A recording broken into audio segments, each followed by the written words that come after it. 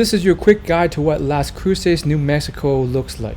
I did a quick visit here and man was it beautiful. The architecture, the cactus garden behind my Airbnb, it was all like something out of this world. Let's check it out. Hi, I'm Will. I spent my 20s living in a boring area with not much to do. And so I decided to pack up and travel the world through Airbnbs while working a remote job. I was willing to do whatever it took to live a more fulfilling and enriching life. Join me on my adventure, turmoils, trials, and tribulations. The houses here in New Mexico are out of this world. As you can see by the architecture, it's like nothing I've seen before, at least in real life. I'm used to those standard brick houses, residential houses that you may see all across the East Coast.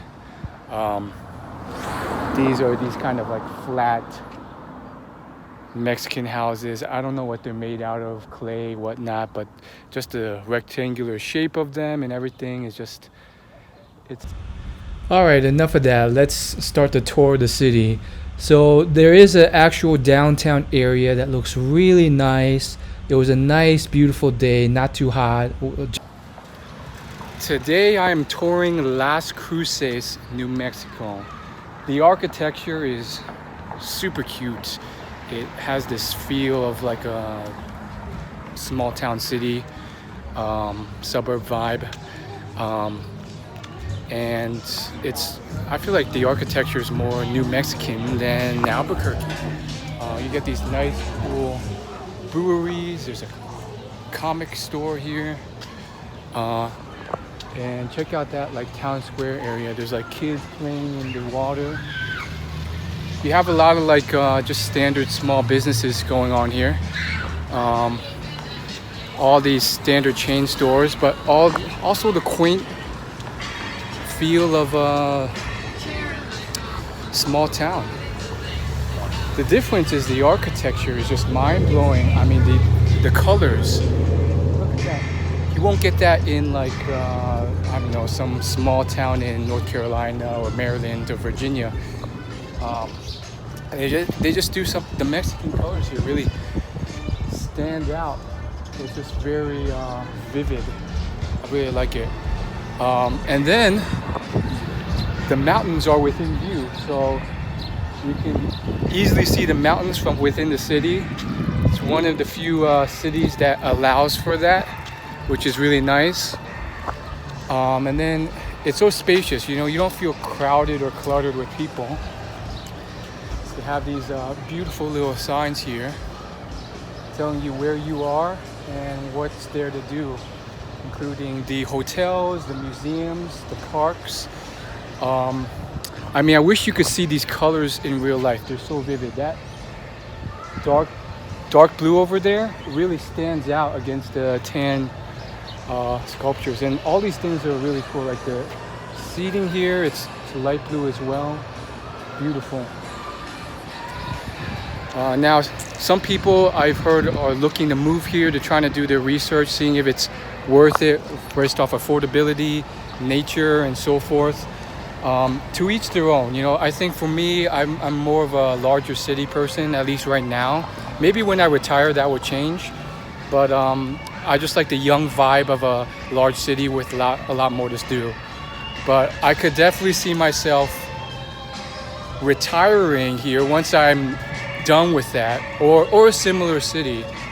Now the demographics are also very important for me.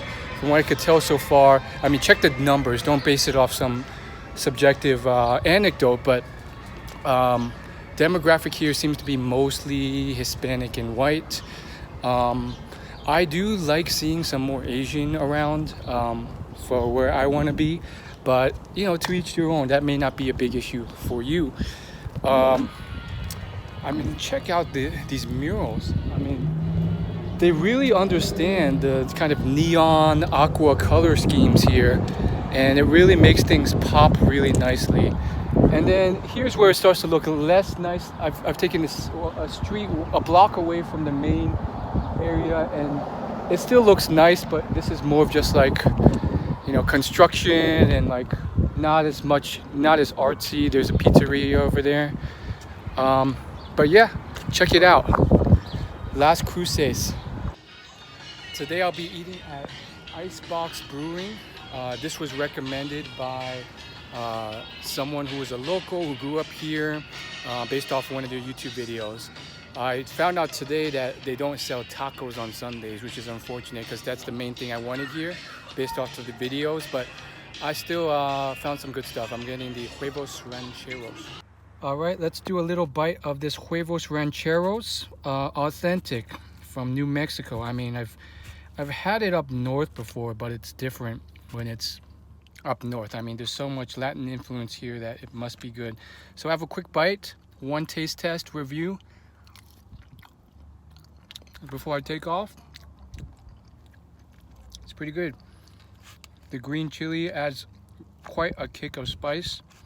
Then you have some sausage. You can taste the sausage, you can taste the egg. The tortilla is just a tortilla. Nothing too special there. Oh, it's spicy. And then the beans are pretty solid too. There's also a cool arcade here called the Rad Retrocade. Now, if you're familiar with arcades in big cities, this may not be anything new to you. They have all the same pinball machines and video games there. However, I still really enjoyed it, and I spent some money just playing some of the Lara Croft shooter games. But it was very spacious. It didn't feel crowded or cluttered. There was free ice water. There was a bar. And it was just easy to step into this and get out of the hot sun and into an air-conditioned place. So, I mean, I felt that it was nice and homely. I'm gonna go ahead and take some photos, do a little quick photo shoot at the wall art here. Now, you may be wondering about the homeless population here. Just based off my 2 days here, I think it is noticeable. I've been approached maybe 2 or 3 times, and then you see them out and about, several of them. I would say there's definitely cities with more homeless, but not that many more. And I think it just ends up also depending on where you walk, because I think here you just run into them more, but in places like Houston or Albuquerque, unless you're going to a certain downtown area or Atlanta, you don't really bump into them, so they don't really ask as much.